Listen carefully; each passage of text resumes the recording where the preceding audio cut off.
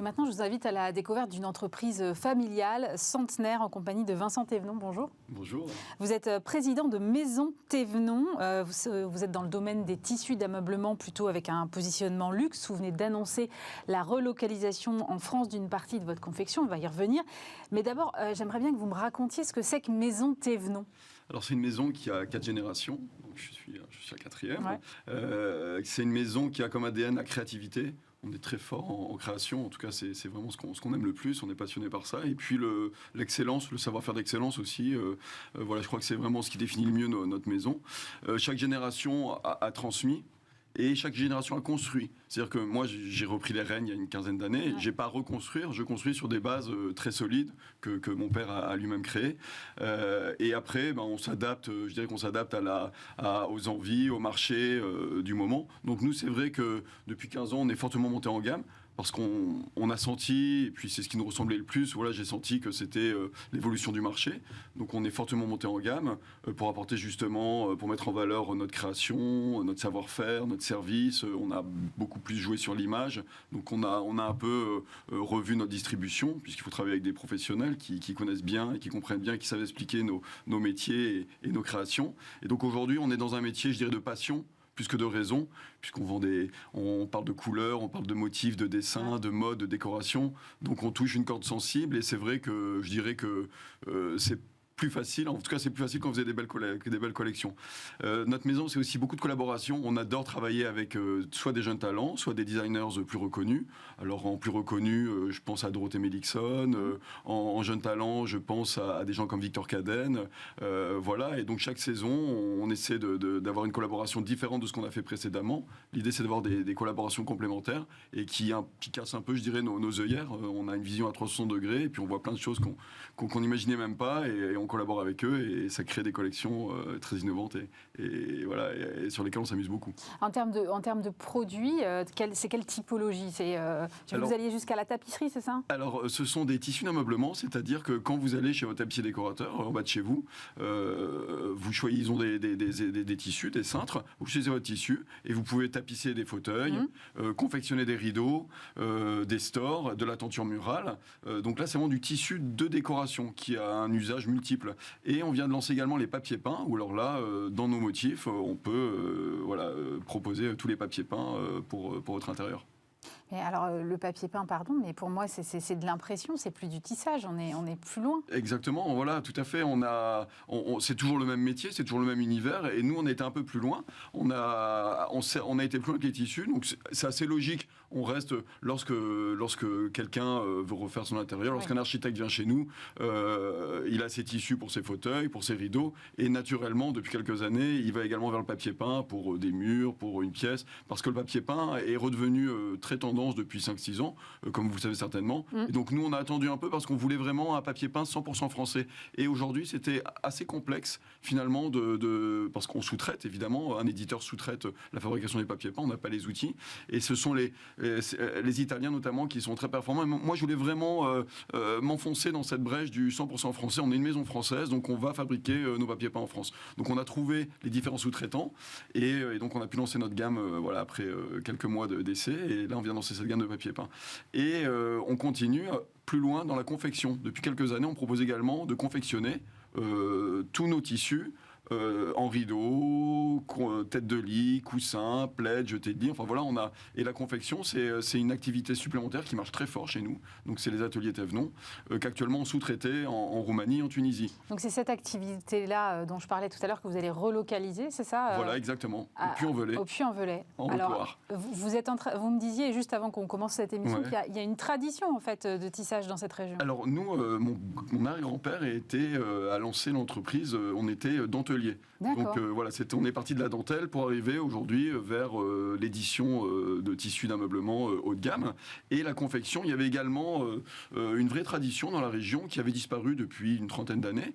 Et nous, en montant en gamme, depuis 5-6 ans, nos clients nous demandent de confectionner en France pour plein de raisons. Déjà, on a besoin de réactivité, évidemment de savoir-faire, de qualité, et puis avoir un atelier sous la la main, forcément, vous êtes beaucoup plus performant. Et puis nous, évidemment, c'est assez fabuleux pour moi, 3 générations plus tard, de relocaliser en France ce savoir-faire qui avait un peu disparu.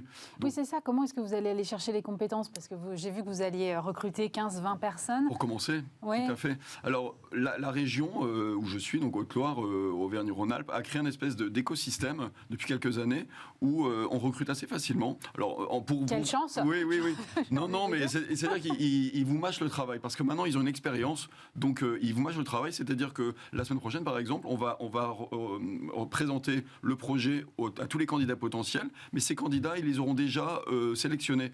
C'est-à-dire c'est assez génial, c'est-à-dire qu'ils vont tester leurs habilités. Par exemple, moi, par exemple, même si j'ai un bon esprit, même si j'ai envie, si je me présente, vu que la dernière fois que j'ai voulu coudre un bouton de chemise, j'ai failli les terminer aux urgences, je ne serai pas recruté à la fin, donc on ne me présentera pas.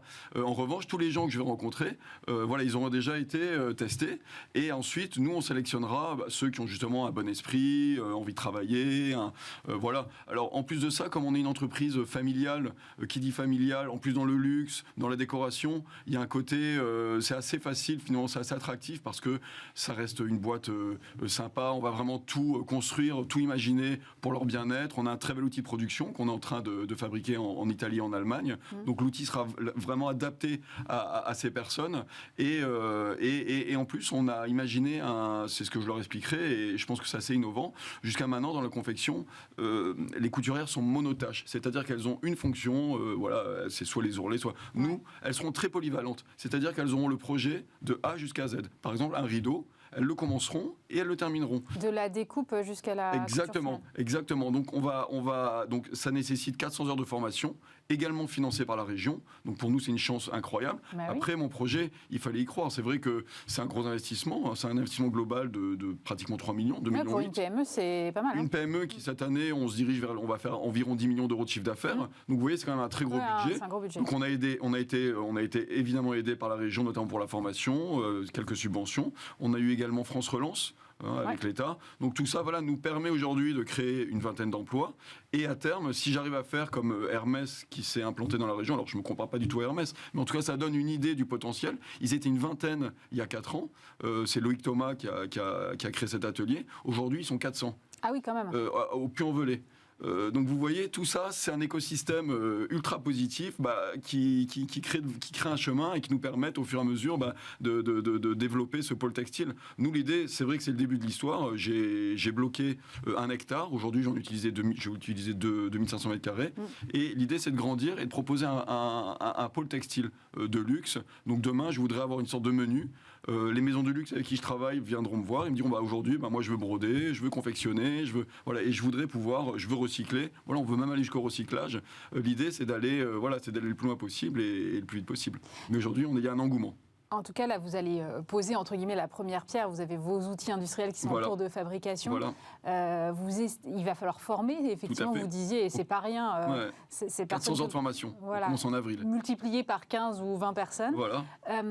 À quel moment vous pensez que vous allez pouvoir vraiment implanter la production? C'est-à-dire la montée en charge va se faire sur quelle échéance? Alors, en avril, on forme, on reçoit les machines, on implante tout en mars. En avril, la formation commence sur l'outil de production et on se donne, j'en ai déjà parlé à mes clients, parce pour le moment, on a beaucoup plus de clients que d'offres. Mais je leur ai dit, pour le moment, je ne veux pas aller trop vite. Je veux créer des bases très solides. Je veux être sûr de notre process. Je veux être sûr de l'état d'esprit des couturières. Voilà, donc on va progresser, on va avancer 5-6 mois. Et ensuite, on sera opérationnel. Et là, on pourra commencer à produire fort intelligemment. Et on se donne, voilà, après, je me donne 6 mois, 8 mois pour réembaucher encore une vingtaine de personnes. Et l'idée, voilà, c'est d'ici 3 ans, avoir au moins 100 personnes pour répondre à la demande. Parce que la demande, elle est là, je l'ai, la demande. Mais je veux être sûr du résultat et de ce que je vais offrir. Il faut que j'ai une qualité et un service exceptionnel. Donc, voilà, je veux avancer sereinement et pas me griller dès le début. Voilà, je veux être sûr de mon outil de production. Quelle incidence ça a sur vos prix ou vos marges? Parce que c'est pas la même chose de produire, j'imagine, en France avec tous les investissements dont vous venez de parler que de produire en Roumanie. Oui, c'est une bonne question. Alors, on a étudié tout ça. On a financé une étude pendant 1 an. Et la différence, elle est de 20% entre la Roumanie et la France. Donc, c'est assez important, 20%, mais ça se justifie totalement. Aujourd'hui, je ne vais pas non plus arrêter définitivement la Roumanie et la Tunisie. On va continuer le temps que mon atelier se développe à côté, puisque ça marche très bien.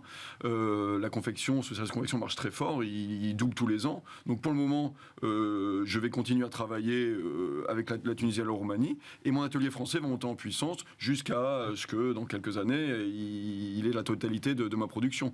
Mais ce que je veux vous dire, c'est que mes clients, aujourd'hui, on en a déjà parlé avec eux, les clients potentiels et les clients actuels, 20%, ils l'acceptent pour du Made in France, de la réactivité, du service. Un architecte, un designer qui travaille sur un hôtel, on travaille pas mal de palaces, il travaille beaucoup. Lorsqu'on doit proposer, on doit offrir une chambre type en une semaine, c'est pas en Tunisie ou en Roumanie que je vais pouvoir confectionner des rideaux, des jetés de lit, des têtes de lit pour réaliser cette chambre type. En revanche, en France, en une semaine, oui, je vais pouvoir la réaliser. Donc vous voyez, il y a une réactivité, il y a une qualité, il y a un service que seule la France peut offrir. En tout cas, ce type de client. Mais ça veut dire aussi que vous allez devoir réinventer votre logistique. Complètement, ouais. Totalement. Oui, c'est un des sujets, en effet. Mais finalement, dans ce sens-là, c'est pas si compliqué. C'est peut-être même plus facile. C'est plus simple. Moins de transport, moins de... Vous savez, jusqu'à maintenant, on envoyait les tissus. On confectionnait là-bas, on les récupérait. Donc il y avait un délai de transport, il y avait une logistique aussi de stockage sur place ou d'envoi des tissus. Il y avait, si vous avez un problème de qualité, il faut encore le renvoyer, le faire revenir. Donc finalement, ça va nous simplifier la vie. Et aujourd'hui, nous, en montée en gamme, ça va dans le sens de cet atelier français. Je pense que lorsqu'on est sur un positionnement moyen de gamme, ça se discute, ça je connais mal. Mais en tout cas, en montant en gamme... Oui, c'est plus facile de faire absorber des hausses de prix sur ce secteur-là. Comme je vous l'ai dit tout à l'heure, on est dans la passion. Et l'image française, elle justifie finalement largement, notamment à l'étranger, cette hausse de prix. Vous le disiez tout à l'heure, vous êtes la 4e génération. Ouais. Vous avez toujours eu envie de reprendre les rênes ? Moi, j'ai toujours vu mon père s'amuser. Quand j'étais jeune, je jouais dans les tissus, dans les rouleaux, et je voyais mon père. Oui, c'est un univers qui est assez. C'est super. Il crée ses collections. Les clients sont sympas. On est une fois encore. Et moi, je le voyais, ça marchait bien. Enfin, tout me plaisait. Donc pour moi, je dirais que ça a été une évidence. Sans le savoir, ça a été une évidence. J'étais à l'époque, j'étais à New York, j'ai failli habiter là-bas. Et je travaillais pour une société qui s'appelait Material Connection, qui était une matériothèque. C'était passionnant, c'était fabuleux, et il m'embauche. Et mon père me dit, écoute, tu vas faire ta vie là-bas, c'est super, mais réfléchis quand même un peu, parce que voilà. Et j'ai réfléchi, ça a pris quelques semaines, et finalement j'étais mon patron là-bas, je lui ai dit, écoute, j'adore, mais ma place, elle n'est pas ici, elle est là-bas. Je me rends compte que j'ai toujours voulu reprendre l'entreprise familiale. Pour moi, c'était une évidence, et là, je suis en train de faire fausse route. Donc voilà, oui, ça a toujours été une évidence finalement. Merci beaucoup pour votre témoignage, Vincent Thévenon, président de Maison Thévenon.